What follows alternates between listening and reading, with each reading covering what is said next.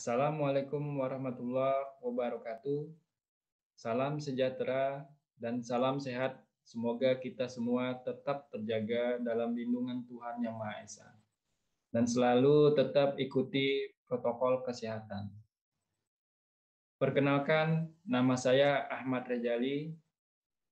Saya merupakan mahasiswa Magister Manajemen Properti dan Penilaian di Sekolah Pasca Sarjana Universitas Sumatera Utara.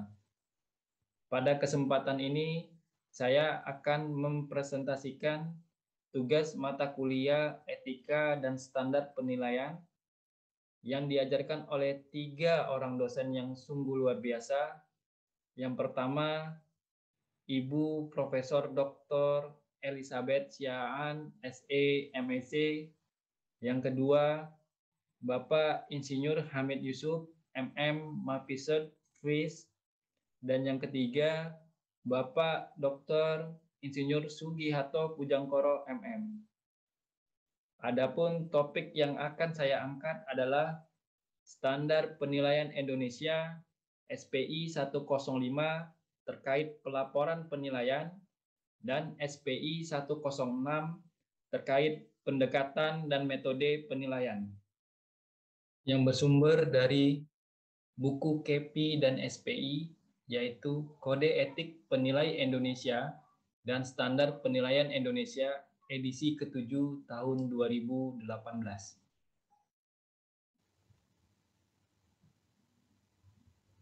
Adapun agenda pembahasan kali ini akan saya bagi menjadi 2 sesi. Yang pertama itu kita akan membahas SPI 105 terkait pelaporan penilaian. Dan yang kedua nanti kita akan membahas SPI 106 terkait pendekatan dan metode penilaian. Baiklah, kita masuk pada pembahasan pertama, yaitu SPI 105, pelaporan penilaian.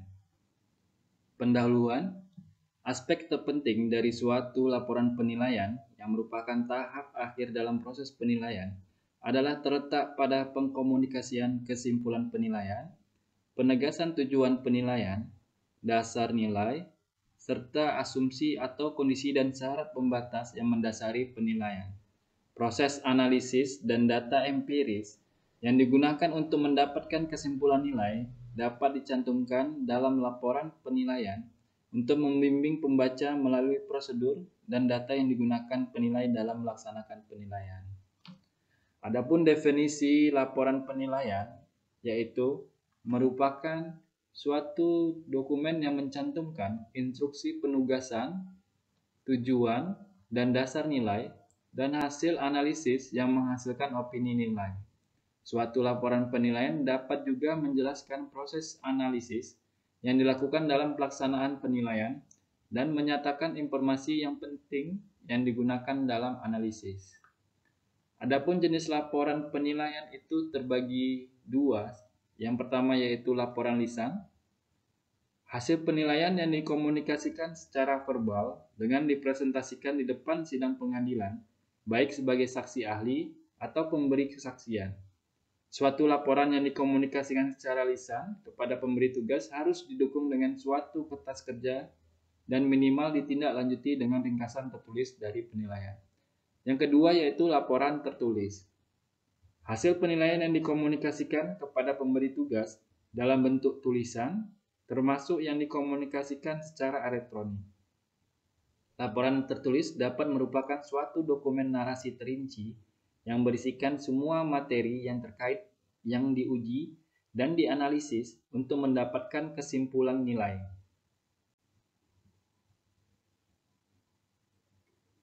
Khusus untuk laporan tertulis dibagi menjadi 3 jenis laporan, yaitu yang pertama, laporan penilaian terinci. Secara umum mendeskripsikan informasi secara detail dan komprehensif.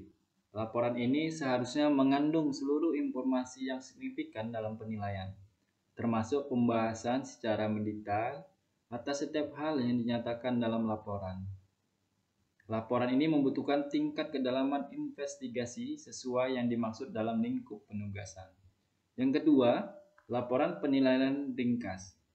Secara umum, mengungkapkan informasi secara ringkas. Laporan ini seharusnya berisi ringkasan dari seluruh informasi yang signifikan dalam penilaian dan meliputi satu atau beberapa paragraf yang diringkas dalam bentuk narasi singkat atau bentuk form. Laporan ini sangat tergantung pada tingkat kedalaman investigasi yang dimaksud dalam lingkup penugasan. Dan yang ketiga adalah laporan penilaian terbatas. Menyatakan informasi dalam bentuk paparan minimal. Isi laporan biasanya ditentukan oleh pemberi tugas yang hanya membutuhkan informasi, dinyatakan secara singkat dan biasanya merupakan kombinasi dari pernyataan narasi singkat dan fakta sederhana. Laporan ini sangat tergantung kepada tingkat kedalaman investigasi dan asumsi yang dimaksud dalam lingkup penugasan.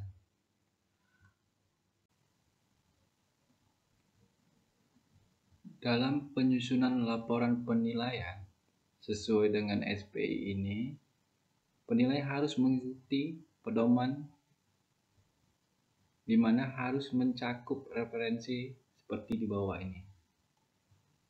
Bagian yang berlaku dalam lingkup penugasan, di mana terdiri dari pertama adalah identifikasi status penilai. Di bagian ini, penilai harus bisa menjelaskan atau menyatakan pertama, apakah identitas penilai sebagai individu atau instansi kantor jasa penilai publik. Yang kedua, penilai dalam posisi untuk memberikan penilaian objektif dan tidak memihak. Yang ketiga, penilai tidak mempunyai atau mempunyai potensi benturan kepentingan. Yang keempat, penilai juga harus menjelaskan memiliki kompetensi untuk melakukan penilaian. Namun, jika penilai memerlukan bantuan tenaga ahli dalam kaitannya dengan aspek penugasan, maka sifat bantuan dan sejauh mana pekerjaan dilakukan akan disepakati dan diungkapkan dalam lingkup penugasan. Yang kedua itu adalah identifikasi pemberi tugas. Konfirmasikan kepada siapa penilaian ditujukan adalah penting dalam menentukan format dan isi laporan penilaian, agar dapat memastikan bahwa laporan berisi informasi yang relevan dengan kebutuhan mereka. Yang ketiga itu adalah identifikasi pengguna laporan.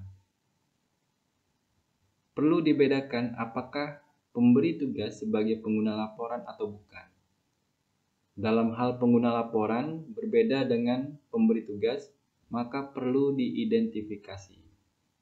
Jadi ada beberapa kasus atau contoh di mana pemberi tugas bisa jadi sama dengan pengguna laporan. Yang keempat itu adalah identifikasi objek penilaian dan kepemilikan.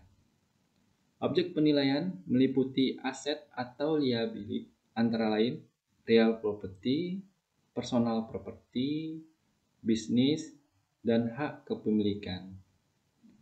Selain kita mengidentifikasi objek penilaian, kita juga harus mengidentifikasi kepemilikannya, di mana kepemilikan itu terdiri dari 3, yaitu kepemilikan tunggal, kemitraan, atau hak kepemilikan parsial.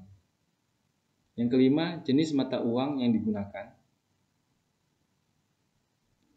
Hasil penilaian dinyatakan dalam mata uang rupiah.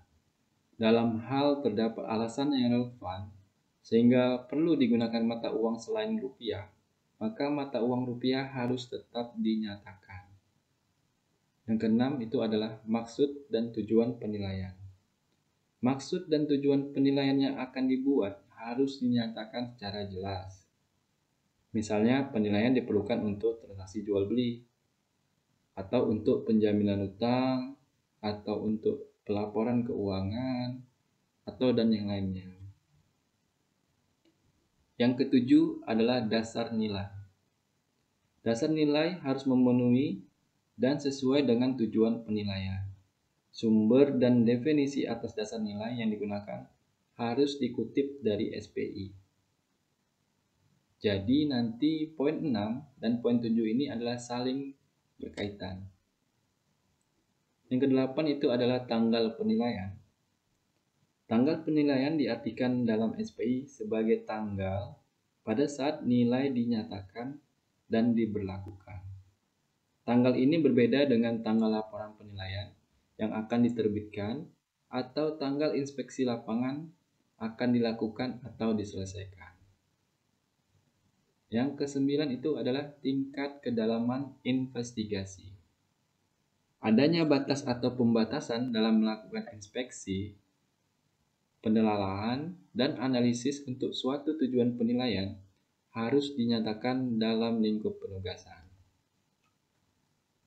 Yang ke-10 itu adalah sifat dan sumber informasi yang dapat diandalkan. Sifat dan sumber informasi yang relevan digunakan dalam proses penilaian dan tanpa verifikasi harus disetujui oleh pemberi tugas dan dinyatakan atau dituliskan dalam lingkup penugasan. Misal, informasi yang dipublikasi, data riset, atau data yang diperoleh dari pemerintah. Yang ke-11 itu adalah asumsi dan asumsi khusus. Semua asumsi dan asumsi khusus yang dibuat dalam pelaksanaan dan pelaporan penilaian harus ditulis dalam lingkup penugasan. Yang ke-12 yaitu persyaratan atas persetujuan untuk publikasi. Harus dinyatakan secara jelas kepada pemberi tugas pada saat penugasan diterima bahwa persetujuan penilaian harus didapatkan atas setiap publikasi terhadap keseluruhan atau sebagian dari laporan atau referensi yang dipublikasikan, termasuk referensi mengenai laporan keuangan perusahaan dan lainnya. Yang ke-13 yaitu konfirmasi bahwa penilai dilakukan berdasarkan SPI. Selanjutnya itu ada pendekatan penilaian dan alasan penerapannya.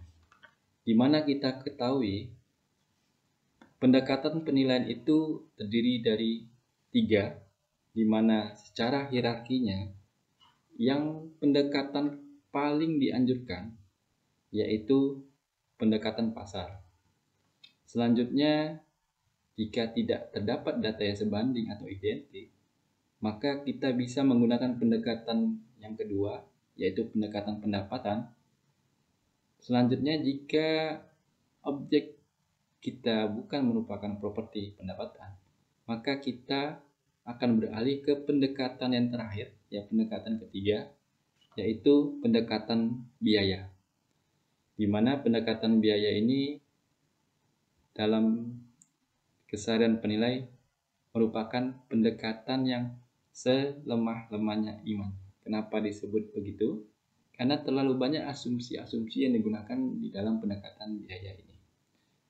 Di bagian ini kita juga harus menyebutkan alasan kenapa kita menggunakan pendekatan salah satu ketiga tersebut. Selanjutnya, metode penilaian yang diterapkan. Metode penilaian ini di dalam pendekatan penilaian terdapat metode penilaian. Misal pendekatan pasar, di sana ada metode perbandingan data pasar. Selanjutnya misalnya pendekatan pendapatan, di sana ada metode discounted cash flow atau metode arus kas terdiskonto, ada metode tingkat kapitalisasi langsung, dan lainnya. Di pendekatan biaya ada beberapa metode juga, yaitu metode biaya pengganti baru dan biaya revolusi baru. Di dalam pelaporan penilaian juga harus memuat informasi dan data yang diperiksa, analisis pasar yang dilaksanakan, pendekatan dan prosedur penilaian yang diterapkan, dan alasan yang mendukung analisis, opini, dan kesimpulan dalam laporan. Selanjutnya, memuat pernyataan penilai di mana penilai telah dilakukan sesuai dengan KPI dan SPI dan mencantumkan nama, kualifikasi profesional, dan tanda tangan penilai berikut tim pelaksanaannya. Selanjutnya, kondisi dan syarat pembatas. Menyatakan semua adanya pembatasan yang mendasari kesimpulan nilai. Kondisi dan syarat pembatas seharusnya tidak disalahartikan dengan pemahaman asumsi dan asumsi khusus. Dan terakhir itu adalah kesimpulan penilaian. Kesimpulan nilai dan alasan atas kesimpulan yang diperoleh harus dinyatakan. Hasil penilaian harus dinyatakan dalam jumlah nominal dan disebutkan dalam jumlah terbilang secara konsisten. Pembulatan jumlah nominal dapat dinyatakan secara wajar.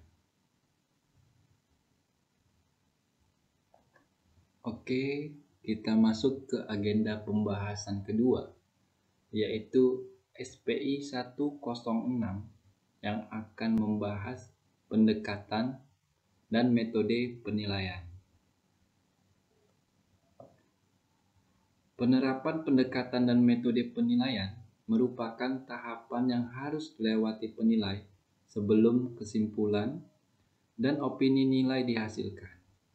Pemilihan pendekatan penilaian yang sesuai sangat tergantung kepada pertimbangan seperti tujuan dan dasar nilai yang diterapkan, tersedianya informasi dan data masukan penilaian, dan metode atau teknis yang diterapkan oleh pelaku pasar yang relevan. Proses pelaksanaan implementasi salah satunya berisikan pendekatan penilaian setelah tahapan investigasi dilakukan. Hasil investigasi yang diperoleh oleh penilai akan diproses melalui analisis berdasarkan pasar atau kewajaran data yang digunakan. Dan selanjutnya data dimaksud akan dijadikan dasar inputan atau data masukan penilaian dalam penerapan pendekatan dan metode penilaian. Penilaian harus memberikan pertimbangan dalam menentukan pendekatan penilaian yang relevan dan tepat. Secara prinsip, pendekatan penilaian itu terdiri dari 3. Yang pertama adalah pendekatan pasar, yang kedua adalah pendekatan pendapatan, dan yang ketiga adalah pendekatan biaya.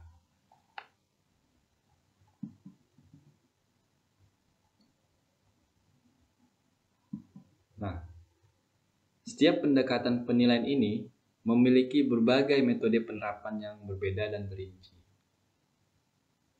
Tujuan pemilihan pendekatan dan metode penilaian untuk aset adalah mendapatkan metode yang paling sesuai dalam keadaan tertentu. Tidak ada satu metode khusus yang sesuai di setiap situasi yang ada. Proses pemilihan seharusnya mempertimbangkan paling tidak antara lain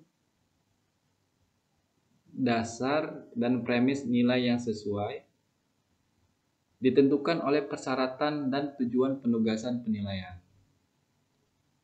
Kekuatan dan kelemahan dari pendekatan dan metode penilaian yang mungkin diterapkan, kesesuaian dari setiap metode penilaian dilihat dari karakteristik aset dan pendekatan atau metode yang umum digunakan oleh pelaku pasar dalam kondisi pasar yang relevan. Dan yang terakhir, yaitu ketersediaan dari informasi yang andal yang dibutuhkan dalam penerapan metode atau beberapa metode. Apabila lebih dari satu pendekatan atau metode digunakan, atau bahkan beberapa metode dalam satu pendekatan, kesimpulan nilai yang dihasilkan dari pendekatan dan atau metode tersebut seharusnya wajar, dan proses analisis serta rekonsiliasi dari beberapa indikasi nilai menjadi satu kesimpulan tanpa melakukan averaging atau merata-ratakan. dan seharusnya dijelaskan oleh penilai di dalam laporan penilaian. Pemilihan pendekatan dan metode yang sesuai untuk berbagai penugasan penilaian merupakan tanggung jawab penilai. Penggunaan metode yang tidak dinyatakan di dalam SPI dapat dinyatakan tetap memenuhi SPI sejauh penilai dapat memberikan referensi yang sesuai.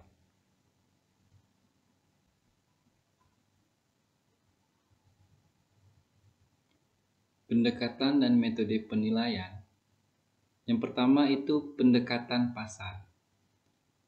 Memberikan indikasi nilai dengan membandingkan aset dengan aset lainnya yang identik atau sebanding di mana terdapat informasi harga.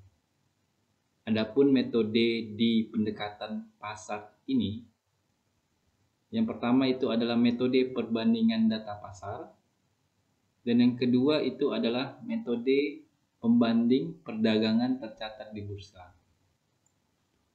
Pendekatan yang kedua adalah pendekatan pendapatan, memberikan indikasi nilai dengan mengkonversi arus kas masa depan menjadi satu nilai saat ini.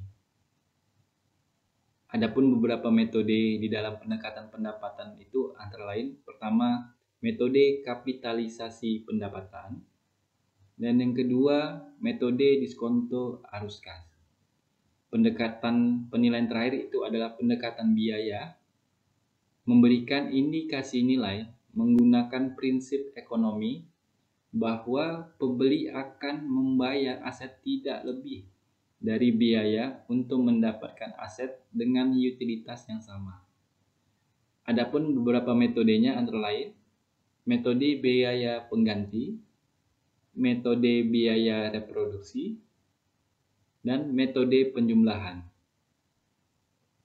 Secara lebih detail akan kita bahas pada slide berikutnya.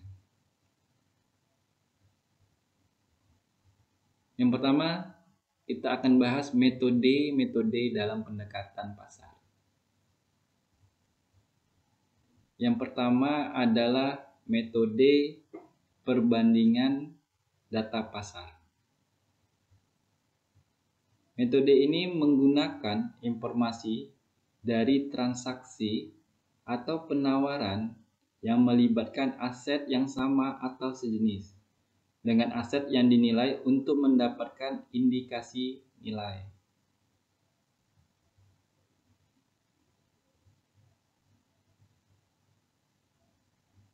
Beberapa langkah penting dalam metode ini adalah sebagai berikut. Yang pertama itu adalah mengidentifikasi unit perbandingan yang digunakan oleh pelaku pasar pada pasar yang relevan. Yang kedua, mengidentifikasi data transaksi atau penawaran pembanding yang relevan dan menghitung tolak ukur utama penilaian pada data tersebut. Yang ketiga, melaksanakan analisis perbandingan yang konsisten terhadap persamaan dan perbedaan kualitatif dan kuantitatif antara aset pembanding dengan aset yang dinilai. Yang keempat, membuat penyesuaian yang diperlukan jika ada terhadap tolak ukur utama penilaian untuk merefleksikan perbedaan antara aset yang dinilai dengan aset pembanding. Yang kelima, menerapkan tolak ukur utama penilaian yang disesuaikan terhadap aset yang dinilai. Dan yang terakhir, apabila digunakan beberapa tolak ukur utama penilaian, maka dapat dilakukan rekonsiliasi terhadap indikasi nilai.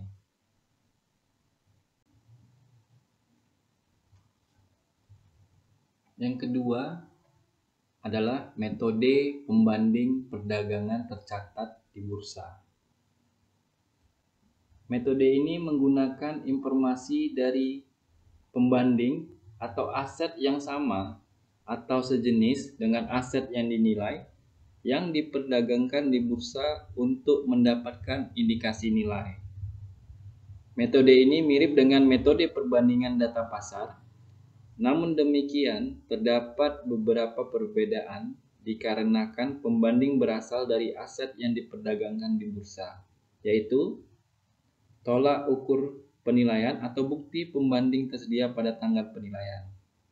Informasi detail dari pembanding tersedia dalam dokumen publik. Informasi yang terdapat dalam dokumen publik dibuat dengan mengacu kepada standar akuntansi yang dipahami dengan baik. Beberapa langkah penting dalam metode ini adalah sebagai berikut. Yang pertama, mengidentifikasi tolak ukur penilaian atau bukti pembanding yang digunakan pelaku pasar pada pasar yang relevan. Yang kedua, mengidentifikasikan pembanding perdagangan terbuka yang relevan dan menghitung tolak ukur utama penilaian untuk transaksi tersebut.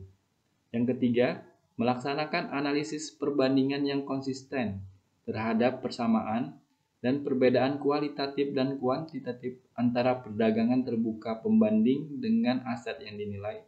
Yang keempat, membuat penyesuaian yang diperlukan jika ada terhadap tolak ukur utama penilaian untuk merefleksikan perbedaan antara aset yang dinilai dengan perdagangan terbuka pembanding. Yang kelima, menerapkan tolak ukur utama penilaian yang disesuaikan terhadap aset yang dinilai. Dan yang terakhir, apabila digunakan beberapa tolak ukur penilaian, maka dapat dilakukan rekonsiliasi terhadap indikasi nilai.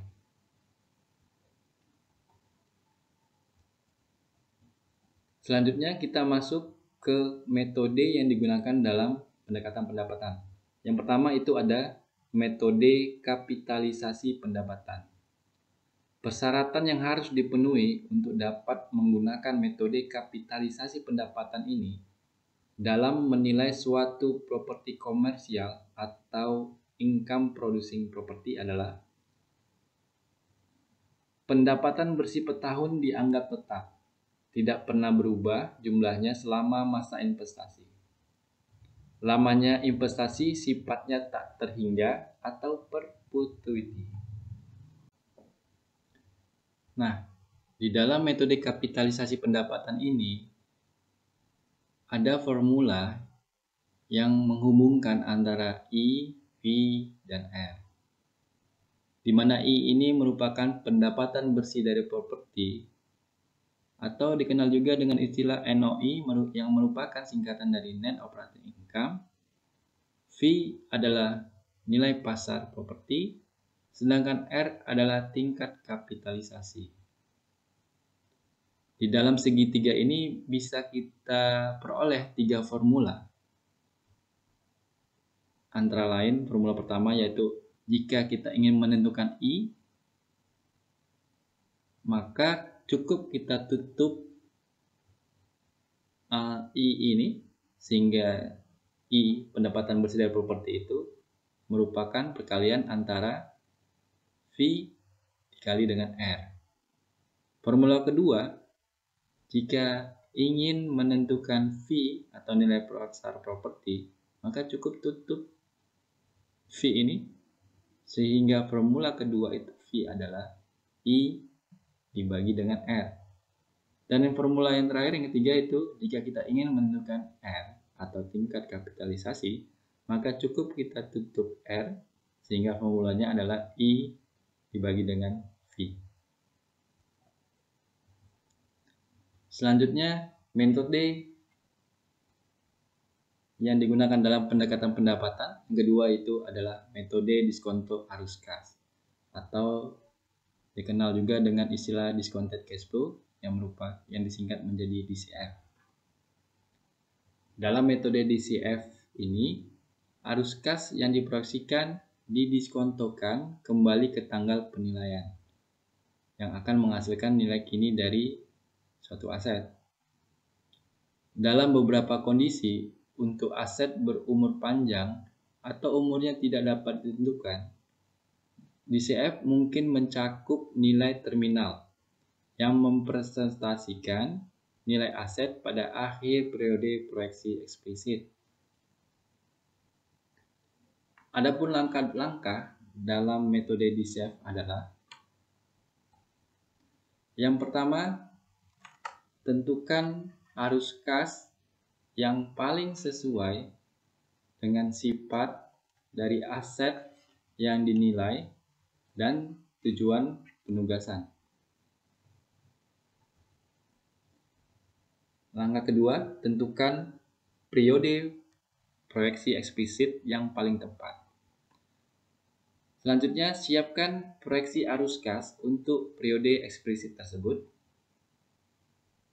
Selanjutnya, tentukan apakah terdapat nilai terminal untuk aset yang dinilai setelah akhir periode eksplisit. Nilai terminal ini merupakan nilai pada akhir periode proyeksi eksplisit dari seluruh arus kas proyeksi yang tersisa. Nilai terminal dari beberapa aset mungkin memiliki sedikit hubungan atau tidak ada hubungan sama sekali dengan arus kas yang mendahulunya. Nilai terminal dapat berupa nilai sisa atau biaya pelepasan. Langkah selanjutnya itu adalah tentukan tingkat diskonto yang sesuai. Tingkat diskonto ini merupakan tingkat pengembalian yang digunakan untuk mendiskontokan proyeksi arus kas yang merefleksikan nilai waktu dari uang, resiko terkait dengan jenis arus kas, dan operasional masa depan dari aset tersebut. Selanjutnya dan terakhir, terapkan tingkat diskonto pada arus kas masa depan yang diproyeksikan, termasuk nilai terminal jika ada. Selanjutnya, kita akan membahas metode-metode penilaian yang ada di dalam pendekatan biaya. Pertama adalah metode biaya pengganti. Dikenal juga dengan istilah metode biaya pengganti terdepresiasi. Metode yang mengindikasikan nilai dengan menghitung biaya untuk membuat aset yang serupa dengan utilitas yang setara. Yang kedua yaitu metode biaya reproduksi. Metode yang mengindikasikan nilai dengan menghitung biaya untuk membuat replika aset. Antara metode 1 dengan 2 ini mirip tapi tidak sama. Jadi ada kata kuncinya. Di metode biaya pengganti, kata kuncinya adalah utilitas yang setara. Artinya tidak harus utilitas yang sama, tetapi bisa utilitas yang berbeda akan tetapi memiliki fungsi yang setara. Sedangkan kata kunci di metode biaya reproduksi itu adalah replika aset. Artinya harus identik sama dengan aset. Metode yang ketiga yaitu metode penjumlahan.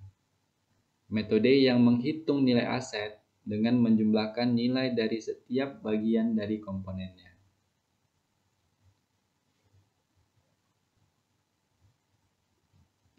Di dalam pendekatan biaya ini ada istilah yang perlu kita ketahui yaitu depresiasi atau keusangan.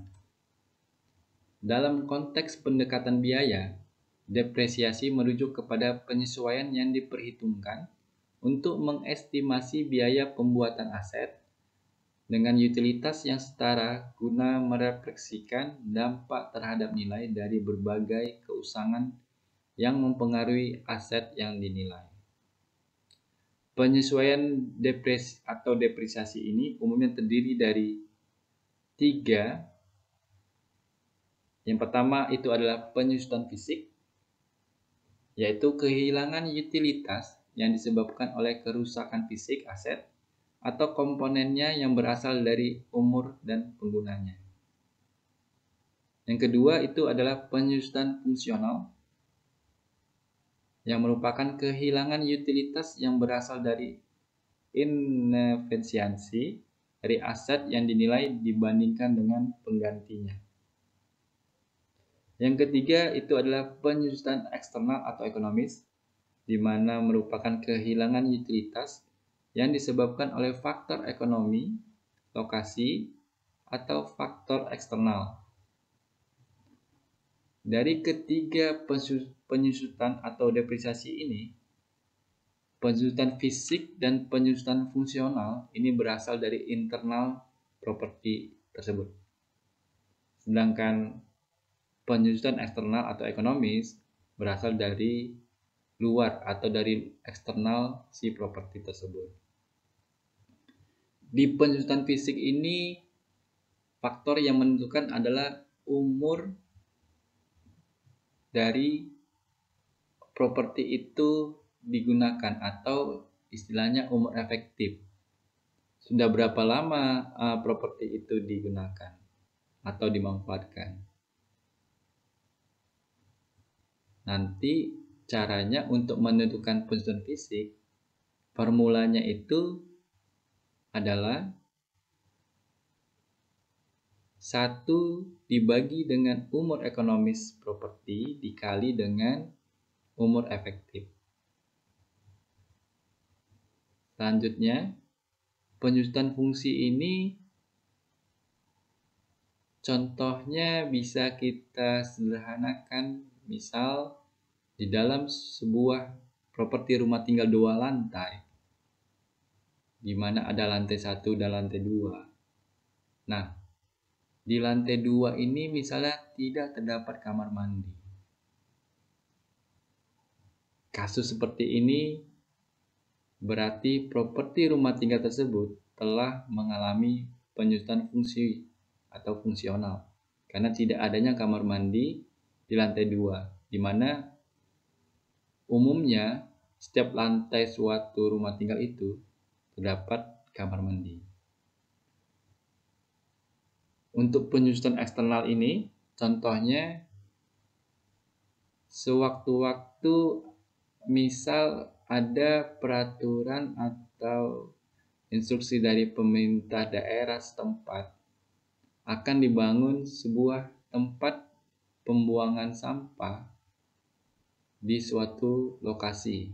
Misal tersebut aja lokasinya itu adalah jalan A.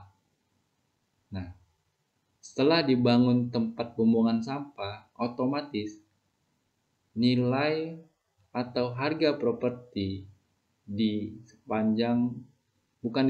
maksudnya di dekat di jalan A dan di dekat tempat pembuangan sampah tersebut akan turun nilainya atau akan turun harganya.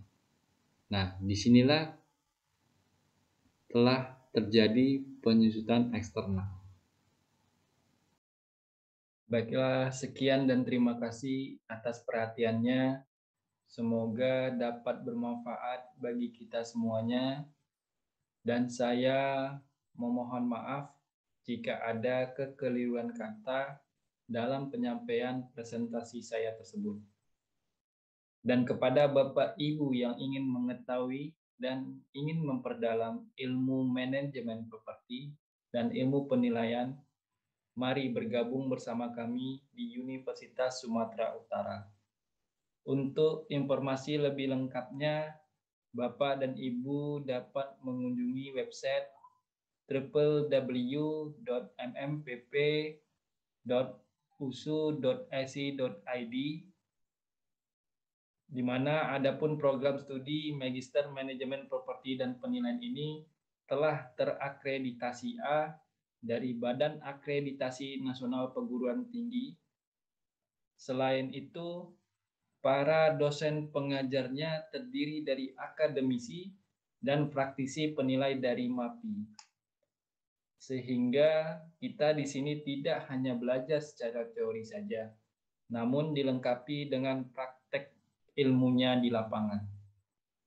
Baiklah, saya akhiri. Wabillahi taufiq wal hidayah. Wassalamualaikum warahmatullahi wabarakatuh.